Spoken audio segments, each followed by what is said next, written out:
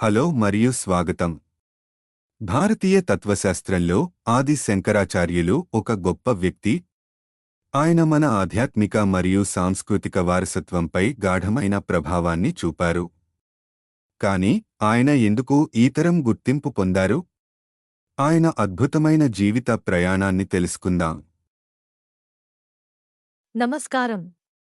భారతీయ తత్వశాస్త్రం పునాది మీద గొప్ప చిహ్నం మన ఆది శంకరాచార్యుడు. ఆయన ఎందుకు ప్రాముఖ్యత పొందారు? ఆ ప్రయాణాన్ని తెలుసుకుందాం. ముందుగా, శంకరాచార్యుడు అద్వైత వేదాంతం అనే గొప్ప తత్వాన్ని స్థాపించారు.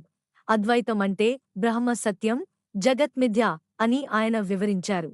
అంటే ఈ ప్రపంచం తాత్కాలికమై, పరమాత్మ మాత్రమే నిత్యమని చెప్పాడు.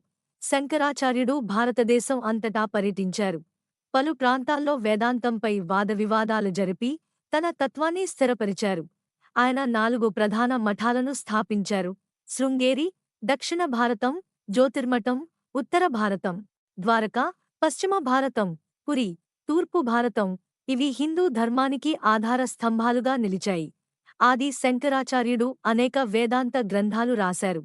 ఉపనిషత్తుల, భగవద్గీత, బ్రహ్మసూత్రాలకు ఆయన రాసిన భాష్యాలు ఇప్పటికీ హిందూ తత్వశాస్త్రంలో కీలకమైనవి. ఆయన హిందూ ధర్మాన్ని పునరుజ్జీవింపజేసి ప్రజల ఆధ్యాత్మికతను పెంచేందుకు మార్గదర్శకుడిగా నిలిచారు. ఆది శంకరాచార్యుడి జీవితం ధార్మికత, తాత్వికత మరియు భారతీయ సంస్కృతికి ఎనలేని కీర్తిని తీసుకువచ్చింది.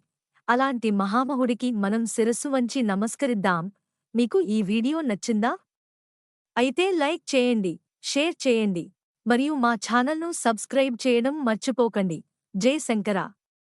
జై హిందూ ధర్మం!